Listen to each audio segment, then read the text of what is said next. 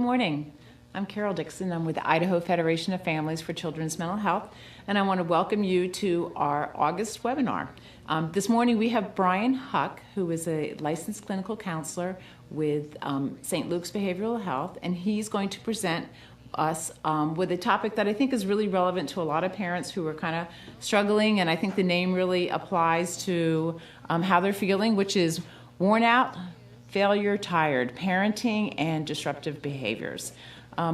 So again, thank you for joining us. Just to remind you that next month, summer is rolling by really quickly, and we're looking at August. We're going to have Dr. Barbara Minton, who's going to provide a webinar on neurofeedback. So that's coming up. And I'm just going to turn it over to Brian and let him share a little bit of information kind of about who he is and kind of what his background is. And with that, Brian, thank you very much. We appreciate your being here. And again, I know it's a relevant topic because it sounds like a lot of what I've heard parents talking about over the past several years. So perfect. Thank you much. Well, I'd like to start by thanking everyone for joining the webinar, and thanks to Carol and Mike with the Idaho Federation of Families for Children Mental Health for all they do to educate, advocate, and support families and our community in managing children's mental health. So as Carol graciously shared, my name's Brian Huck. I'm a licensed clinical social worker. I'm also a father and a husband. I have two children, ages 10 and 8. I graduated from BSU in 2007 with a bachelor's degree in psychology, and in 2011 with a master's degree in social work. I've worked in Oregon as a mental health therapist for both children and adults, as well as worked to develop a children's mental health program there. Did emergency mental health evaluations in the jail, as well as local hospital, and was trained for civil commitment investigations. I began working at St. Luke's Children's Center for Neurobehavioral Medicine in 2014, and currently work there, and recently have started a private practice in Eagle, Idaho as well. So one last thing about me, I'm also an outdoor enthusiast. That's the way I kind of manage my stress level and try to keep myself healthy as well. So I recognize a lot of the slides, the PowerPoints that I've put together today have a lot of content on them. I did that so when we're going through them, not necessarily I wouldn't expect you to read through them as well because I'll be talking about them, but you can reference them later by downloading them. I believe they're available through the Federation of Families website. So you can download those for additional specific information. What I hope that you'll be able to take away from this webinar is that you'll be able to identify disruptive behaviors.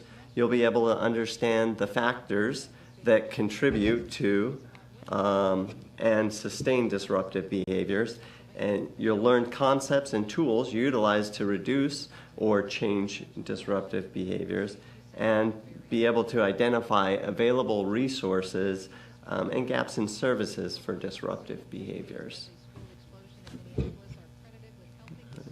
Change.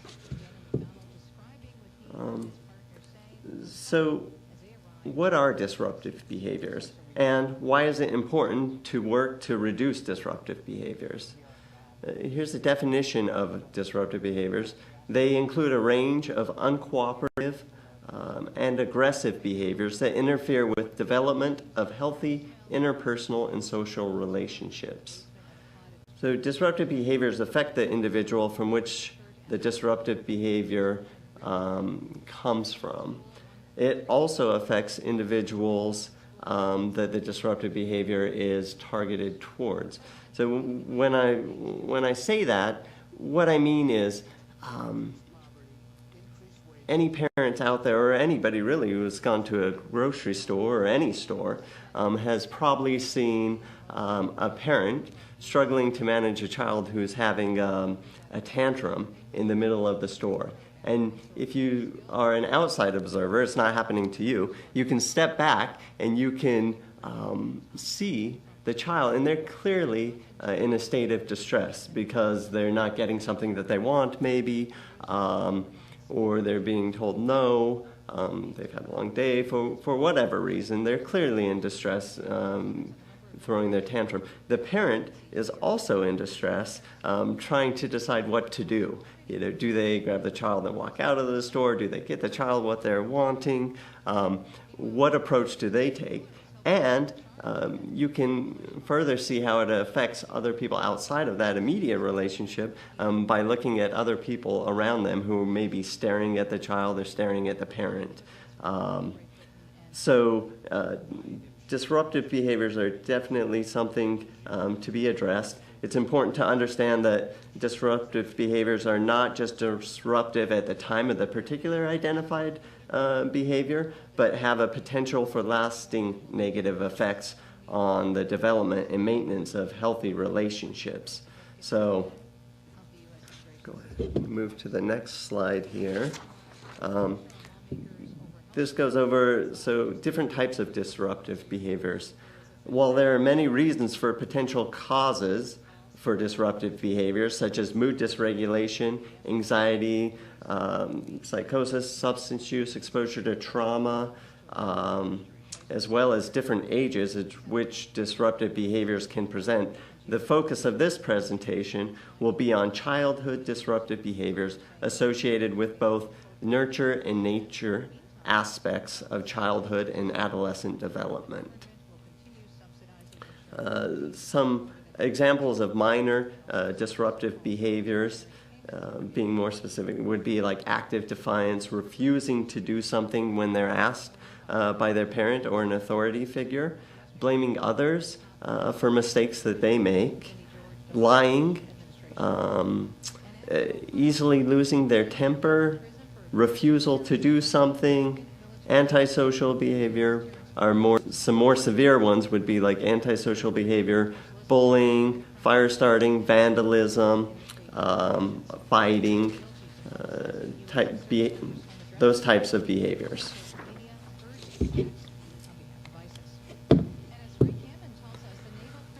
So the DSM-5 is broken up into 22 different classifications.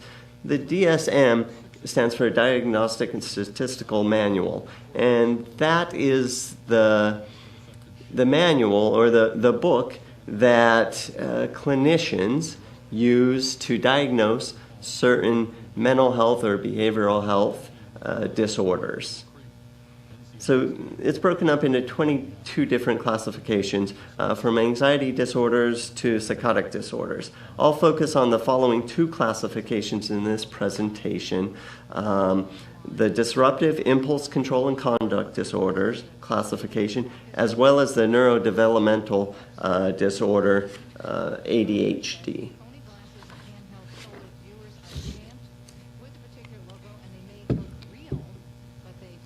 So oppositional defiant disorder.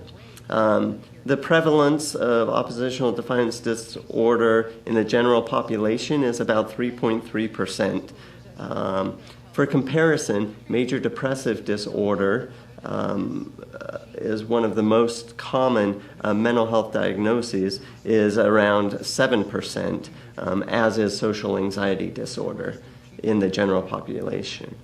So ODD, or oppositional defiant disorder, is a pattern of behaviors lasting at least 6 months of anger, irritability, argumentativeness, and defiant behavior that cause significant impairment in one or more domains, such as personal, academic, social, spiritual domains. So for children younger than 5, it's expected that the disruptive behaviors occur most days of the week, for at least this period of 6 months, for them to meet criteria for the oppositional defiant diagnosis. For children and adolescents over 5, the behaviors should take place at least once per week, again for the previous time stated 6 months. Conduct disorder is one of the other disruptive disorder diagnoses that's frequently or looked at when being assessed by a clinician. So prevalence of conduct disorder is about 4% in the general population. Conduct disorder is characterized by a persistent pattern of behaviors that violate the basic rights of others, as well as established social norms. So when looking at disruptive behaviors, when we look at them, and we look at them through a spectrum or through a linear perspective, one could see how symptoms related to ODD, if they're not addressed, might lead to symptoms associated with conduct disorder and even possibly antisocial personality disorder when older. So conduct disorder is diagnosed or considered clinically significant when there are 3 or more of the behaviors that occur within a 12-month period out of the 15 total behaviors identified in the DSM.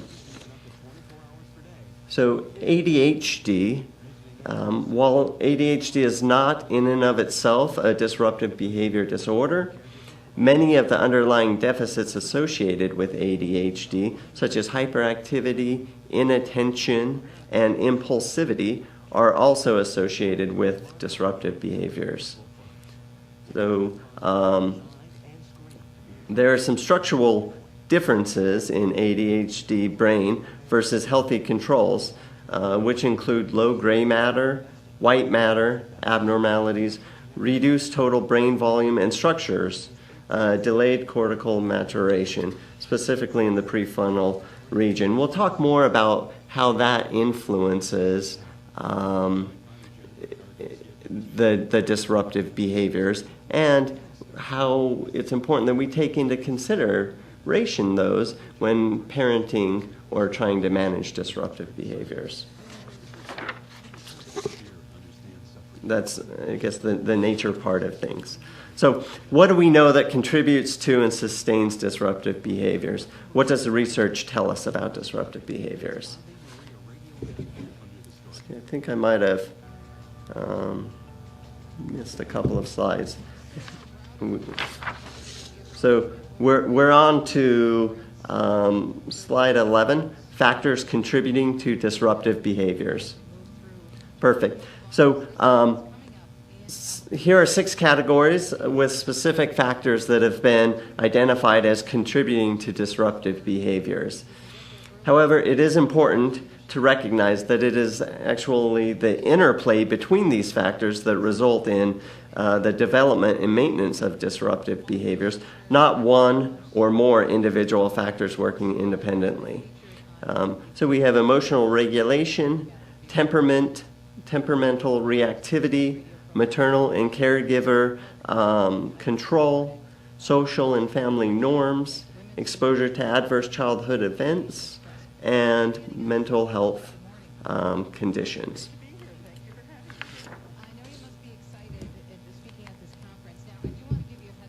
So you may have noticed that in the process of diagnosing ADHD, age is taken into account.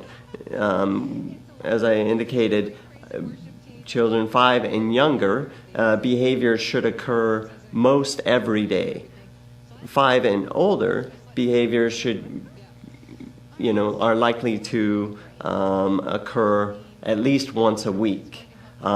So the reason for that is the reason for the expected decline in the disruptive behaviors is due to increased brain development, improved communication skills, and reduced frustration reactivity through the influence of improved emotional and physiological regulation.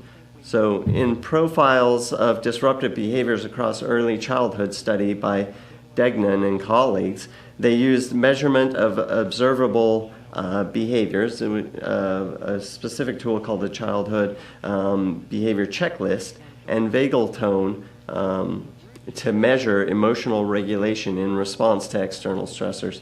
So This showed that some individuals demonstrated greater sensitivity to external stressors as measured by greater physiological reactiveness. What this means is that as children develop, we expect in a healthy developing child that they would develop greater ability to regulate their responses to stresses that are imposed upon them. There's a certain set of people or children that aren't developing at that rate that the normative or the healthy sample, I guess, would be. So we should expect to see disruptive behaviors decrease with age. Everybody's heard of the saying about the terrible twos. So it's expected that we would see tantrums, crying, difficulty regulating their emotions around 2. But as they get older, we should start to see a decrease of those behaviors, not an increase.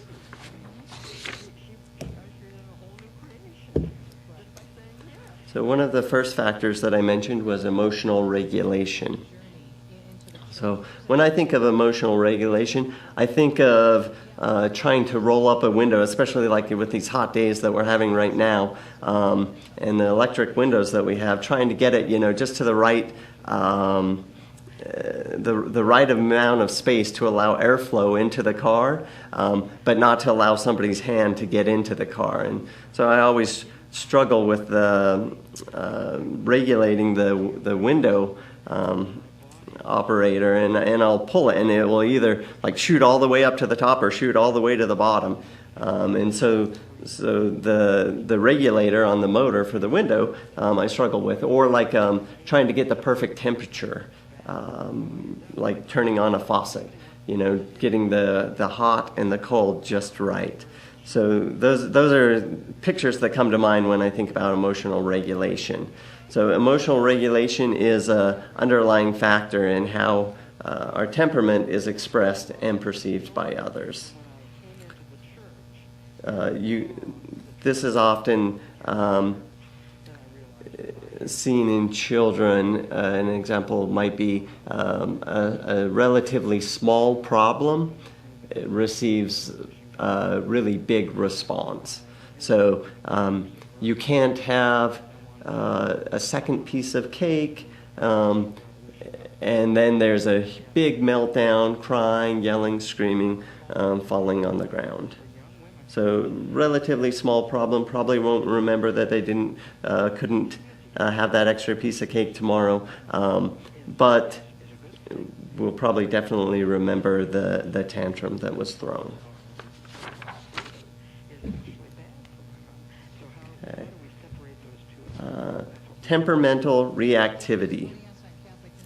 So temperamental reactivity is defined as a constitutionally based individual difference in reactivity and self-regulation in the domains of affect, activity, and attention. So what that means is temperament is thought to be relatively stable across time, and is thought of to be made up of at least 3 components. And those components are how our mood is expressed, our activity or outward going in us, and our ability to control our attention, either to put our attention to something, give our attention to something, or inhibit our response to other things. So temperamental reactivity is thought to be both a genetic and neurobiological in nature. Why does one child exhibit severe disruptive behaviors while another child exposed to the same environment and parenting style does not? While there are many possible answers to this question, temperament reactivity is one. So some of the research on this demonstrates that individuals with high level of negative temperamental reactivity are likely to have an increased hypersensitivity to environmental social and emotional interactions.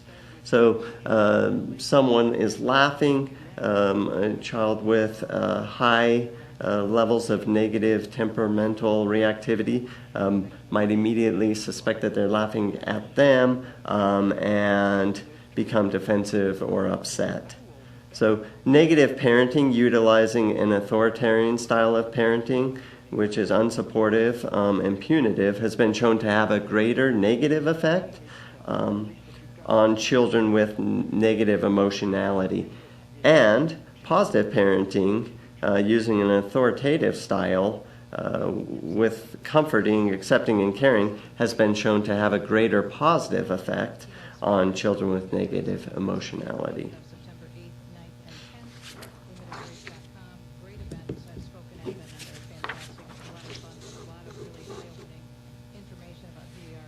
So the emotional regulation and temperamental reactivity are the nature-based factors. Now we're moving more into the nurture-based factors that influence disruptive behaviors.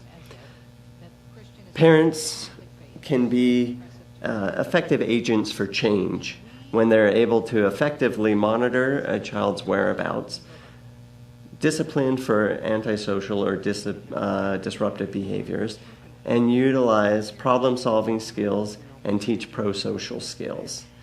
Some positive parenting factors are being caring, open, accepting, engaging your child, being consistent, having consistent expectations, being involved in their life, being emotionally in control of the situation, setting clear rules and expectations. Some negative factors of parenting are being punitive, inconsistent, nagging, spanking, aggression, being an emotional follower. What that means is when your child is becoming dysregulated, becoming upset, having a tantrum, if you notice yourself getting sucked in, when they start to yell, then you begin to yell. You begin to get frustrated. You become a follower of their emotions rather than a leader with your emotions. So being uninvolved and having few or no expectations are other negative factors associated with disruptive behaviors.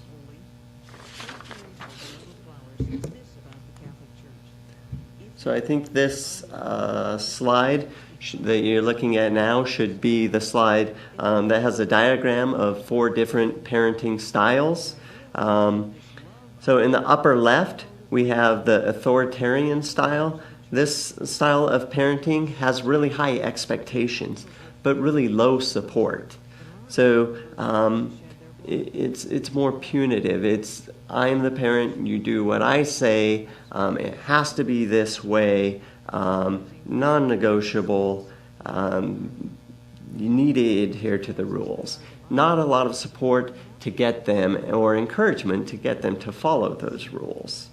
In the lower left, we have low expectations and low support. So parents are really uninvolved. They're checked out. Don't have much time for the child. They have a lot of other things in their life that have maybe greater importance to them. Or for whatever reason, they're just unable to be involved in the child's life. So there's not many expectations, doesn't matter what they do, and there's not really much support. If we look to the lower right, permissive parenting style, there's very high support in this parenting style, but low expectations. So it doesn't matter really what you do, but I will be there to help you if you need anything. Oftentimes I see kids who sometimes this isn't a rule by any means, but sometimes see parents who are permissive of early substance use, with these kiddos. Well, it's okay if they drink, as long as they're at home, I'll support them in that. It's okay if they do this, and I'll be supportive of them in that. They don't have a lot of expectations of their children. And then the upper right, the authoritative parent. And this is kind of what we should be looking to move towards as parents. The high expectations, which is important, and high support. So we expect a lot from our children, but we also support them in being able to achieve what we expect. So there's not one, even though there's the 4 different parenting styles. I've never met the perfect authoritative parent. We often use different areas of parenting. Sometimes we're more authoritarian, sometimes we're more permissive, and sometimes as parents we're uninvolved, depending on what's going on in life. But this is a good thing to recognize, because as much as we can, we should try to strive to be those very supportive parents that have high expectations. Also, where you fit on this diagram, if you were to draw a circle, you would notice that, like I said, depending on the day, you may be more authoritarian or authoritative, but also depending on the age of your child. You may need to set more rules for them and be more strict at a younger age, and as they get older, provide some greater autonomy or freedoms to your kids.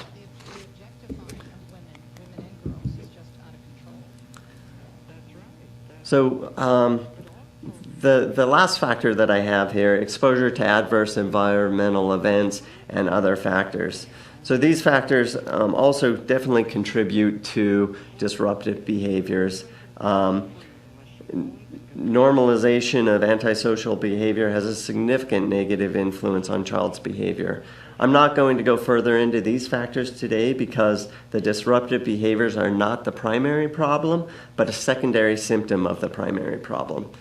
This isn't by any means an attempt to suggest that they aren't serious issues, but the opposite. The issues are extremely serious and deserve their own attention.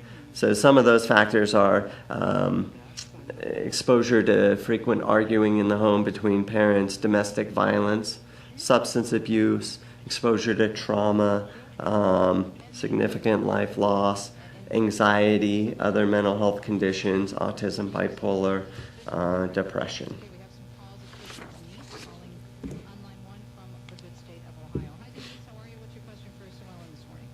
So we've just gone through and identified some factors of disruptive behavior. Those ones of nature, the emotional regulation, and temperamental reactivity, and then the one of nurture, parenting, and positive and negative factors of parenting.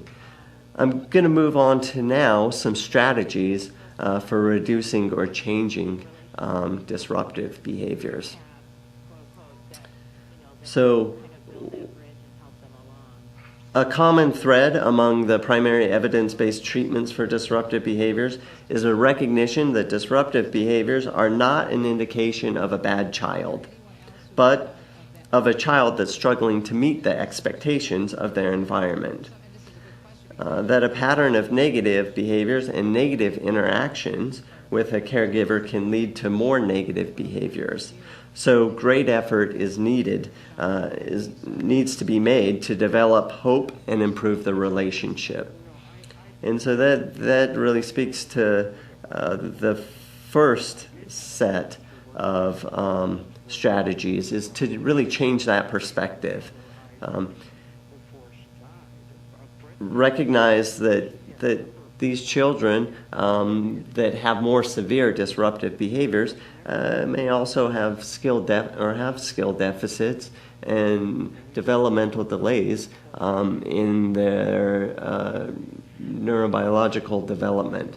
So as we had indicated, oftentimes children with ADHD who have reduced cortical growth, lower gray matter, abnormalities in the white matter, and different structures are at increased risk of demonstrating disruptive behaviors. And part of that is because of the increased difficulty they have in regulating their emotions because of those undeveloped or lag in development of those brain structures that are utilized to help regulate the emotions. The temperament, how they view the world, their perspective on the world. We need to recognize the physiological and emotional temperament differences. We need to consider the ask. Is what we're asking our children to do, is it developmentally appropriate? Does it take into account all of those factors that we went over and how they intermingle, how they mix with each other to create, to provide the child the ability to complete the task that we're asking of them. And can we differentiate between an actual and expected developmental ability? Again, that just refers to, are they developmentally, is what we're asking them developmentally appropriate? So number two, turn the negative cycle around. So once we recognize that, hey, it's not that we have a bad child, but it's that they're having difficulty responding to the environment or the expectations that we have of them, how do we turn that around?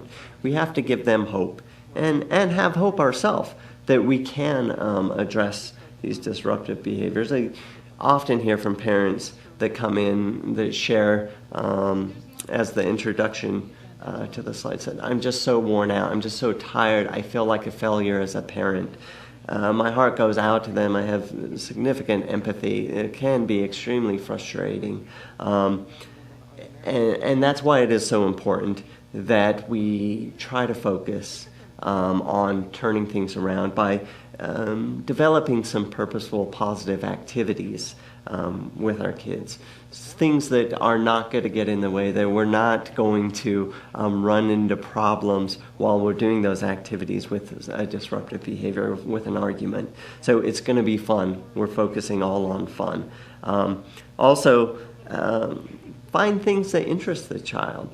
Oftentimes kids with disruptive behaviors are getting told no all of the time, being corrected. They start to feel, lose self-esteem and feel down. Some if it continues to become anxious or depressed because they feel like they're never doing anything right. So it's really important to find out what are their interests, what are they good at, and recognize those, and try to give them opportunities to use their strengths to develop that positive sense of self.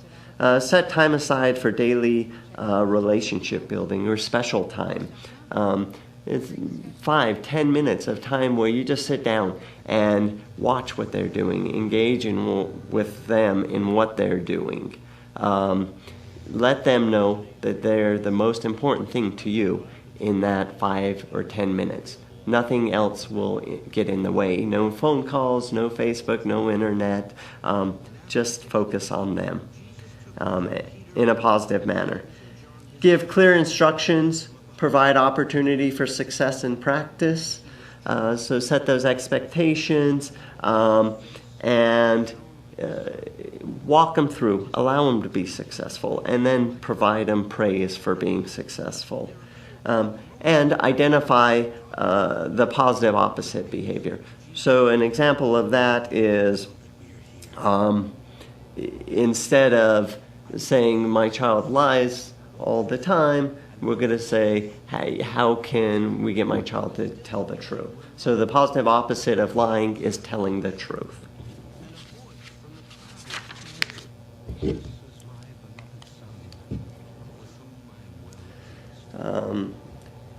So how we give directions and work to understand problems in meeting expectations makes a difference in how our children respond. We should be specific with as few words needed, as possible. We should provide specific recognition immediately following the desired behavior. We need to set clear expectations and rules and provide an opportunity to practice and reward the desired behavior. We need to teach and model emotional regulation and anger management skills. So one of the biggest challenges of a parent is to be able to control your emotions. It's actually a saying that I got from, and I think I have it later in the slides, but it's a saying that I got from a horse trainer named Buck, who the Horse Whisperer, that show was done off of. And he, instead of parents, he uses horsemen, but it is equally or maybe more so true with parents. So, let's see.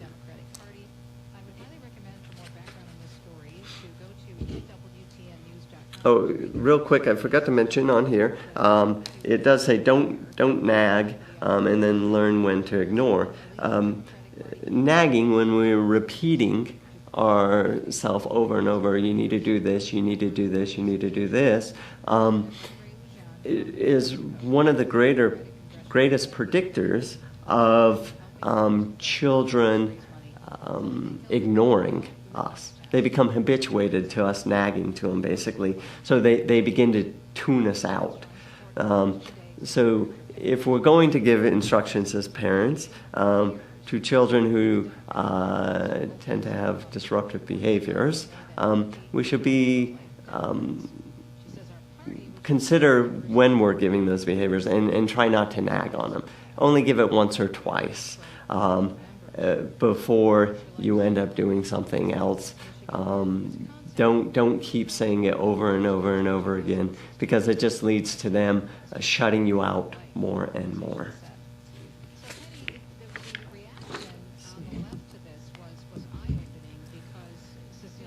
So it's important that we understand the behaviors and set up appropriate consequences.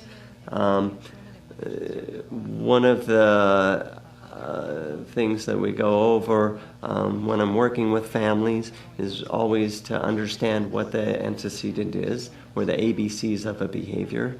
The antecedent is what's going on before the behavior occurs. Has your child been up all day and are extremely tired, and then you're asking them to do something that requires a lot of emotional energy or mental energy or physical energy? What is going on just prior to the behavior that occurs? What is the behavior specifically? And then what is the consequence of following the behavior? And the consequence can be either positive or negative. But understanding those three factors helps us be able to understand the behavior and better develop a plan or a strategy to deal with it. So also, what is the skill deficit? So are they, is the reason that they're struggling with this behavior because there's some executive functioning deficit? There's, their prefrontal cortex isn't developed enough for them to be able to effectively problem solve, or to effectively not respond to something that we're asking them to. What are their identified strengths? And being really clear on the difference between reinforcement and punishment. So, and then the last factor, the last strategy for reducing or changing disruptive behaviors is punishment. And it really should be used as the last kind of approach, or the last strategy in managing disruptive behaviors. All of the evidence-based treatments say that. They all really focus on doing positive parenting, identifying the positive opposite behavior, giving praise or reinforcement, increasing the positive behaviors, decreasing the negative behaviors. A good example that I like to give about this is if we picture a garden and we have one or two flowers that are growing, there's a lot of room for weeds to grow. And we could go ahead and we have different ways or different approach to deal with that situation. We can either throw weed killer out and kill the weeds and potentially damage the plants as well, or we can plant more flowers. And the analogy there of planting more flowers is encouraging more positive behaviors, focusing on the positive behaviors. And as we have more positive behaviors begin to grow, more flowers begin to grow, there's less room for the weeds. So we push really those negative things out by increasing the positive behaviors. That being said, there are times where punishments are needed. A punishment is an action that is intended to reduce a behavior, reduce the frequency or intensity of a behavior. A reinforcement is an action that's intended to increase a behavior. So, and there can be both positive and negative reinforcements and positive and negative punishments. Positive reinforcement would be like a high five or ability to, get a donut following a good behavior.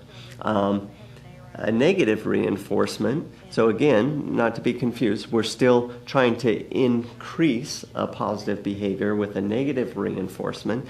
Might be, hey, I know that you really don't like doing the dishes, and you went ahead and fed the dogs with the first time. I only had to ask you once, or I didn't have to ask you at all, so I'm going to go ahead and do the dishes for you today. So you're removing an aversive activity for the child to increase the likelihood that they'll continue to listen to you the first time. So punishments, types of punishments that can be used. Timeouts can be used. They should be used. Some recommendations vary, but about 1 minute for each year of age that they are. And then that should typically be divided in half. If it's a child who has ADHD or neurodevelopmental disorder, it's to get them. It's not necessarily to get them to think about it. It's to take a break from the situation, to refocus, and as much for you as a parent to be able to manage your emotions and refocus and be able to come back to coming up with a more positive solution. That's the best way to utilize that. Assigning an undesirable chore. So again, that's a positive punishment is giving them something that's aversive, something that would be that they would not like to do. That's one. So by giving them something that they don't want to do, then they're less likely to do the behavior that's immediately preceding that undesirable chore, or to remove a desirable activity. Because you didn't do what you were asked the first time, you're not going to go over to your friends now. Something like that. And most importantly, be consistent. If you're going to set the expectations and rules, which you should have expectations and rules, be consistent in enforcing them. Every time that they don't do that, there needs to be a punishment associated with that. Every time that they do that, there should be some recognition of them doing that. Until that behavior becomes the norm, they're doing it consistently. let's see. Go ahead and change the slide.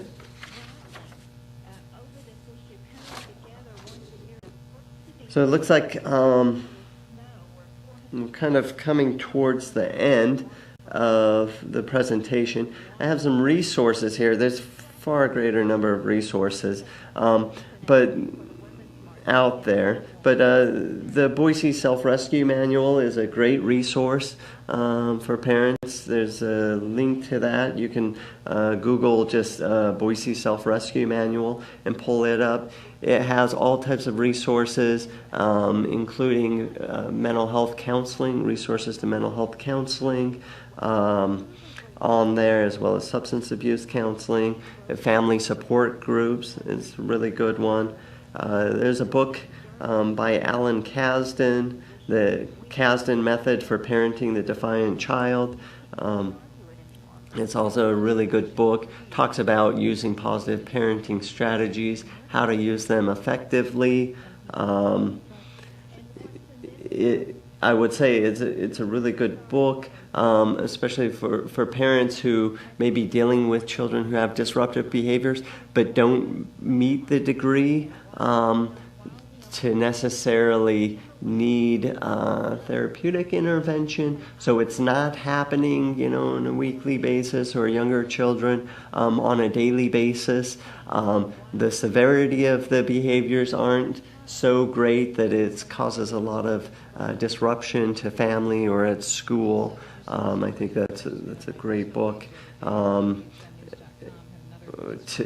look at. The Explosive Child by Dr. Ross Green, and his website, liveinthebalance.org, is a great website. It has a lot of different tools and resources and more in-depth information about looking at some of the skill deficits associated with disruptive behaviors and how to positive parent, how to improve communication, how to engage your child in solving the problems instead of solving the problems for them.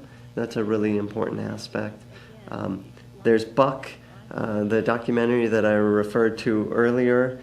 The show is a great show. You can find it on YouTube or Netflix. While most of his stuff has to do with training horses, a lot of it is transferable to working with children. He also grew up in an abusive home, and so a lot of the stuff that he takes and has learned and that he utilizes in his training of horses, he's taken from his history and exposure to kind of some of the really severe negative parenting, and turn that around. So that's a great recommend, and it's a great one to watch with kids as well. Attitude is a magazine that has information on disruptive behaviors as well as ADHD. And your primary care doctor. I think it's important. A lot of parents do feel embarrassed when their children are misbehaving or they're having disruptive behaviors. So, and they don't share that. They don't talk with their primary care doctor. But often, the primary care physician can be a referral source to additional help. So I really encourage parents to be open about it, to talk about that. Of course, the Idaho Federation of Families for Children's Mental Health is a great resource and should be utilized as well in order to find additional resources out there. So some gaps in resources. Some of the things I see is there's often a lack of insurance coverage for parents, education, skill building, and support groups. There's often insufficient support and communication with school and the community. At the store, when parents are looking at you because your child's having a tantrum, and in thinking that you're a bad parent or making comments about your parenting strategies, instead of being supportive of you and your parenting. So that also, I guess, goes to the poor public understanding and education on disruptive behaviors. So I encourage you all to advocate with your insurance providers and lawmakers, as well as educate your neighbors about the need for greater recognition and support of children and families experiencing mental and behavioral health challenges. Last slide I have, other than the resources, are some different quotes from Buck Brannaman, the horse whisperer, and I would just encourage you to look through these. I enjoy doing it. Replace the word horse with children. So one of the biggest challenges of a child is to be able to control, or that one I guess you would replace with parents, of a parent is to be able to control your emotions, although that's also with a child. You can be strict, but that doesn't mean you have to be unfair. Give him a job and learn how to build on the child's pride. Make him feel good about himself. And I wasn't just talking about the horse, so he was referring to a child at that time. Anyways, I think I'm about to wrap things up. I really do appreciate you attending. I hope you found it helpful. If you do have further questions, I can be reached at St. Luke's Children's Center for Neurobehavioral Medicine, where I work Tuesday to Friday, or at my private practice in Eagle on Mondays. Thank you again for attending. So just a quick thank you, Brian. We certainly appreciate your coming this morning and sharing, a lot of depth and understanding of kind of disruptive behaviors, and then kind of just how parents can approach it, better understanding kind of the challenges of parenting and kind of what the kids are experiencing. I loved your bringing in the horse whisperer quotes, information from that, because it does seem so applicable. So it was just kind of a great new lens to look at it. So again, thank you for joining us, and we look forward to having you all in we're in August right now. Summer's going way too fast. In September for Dr. Barbara Minton, as she gives us some interesting insight into neurofeedback, which is something that I wish I had more knowledge of when I was dealing with a child with ADHD, and also a child that has had some significant concussions and dealing with some kind of brain injury issues. That's something that would be a possible intervention. So we've got some interesting coming up in September. Please know that Brian is a resource for those that are in the Valley. If you're looking for someone that has some specialization in the areas that he's talking about, he's available, and I hope you'll come back and join us. Thank you. I'd love to. Thank you. Thank you very much. Bye-bye. Bye.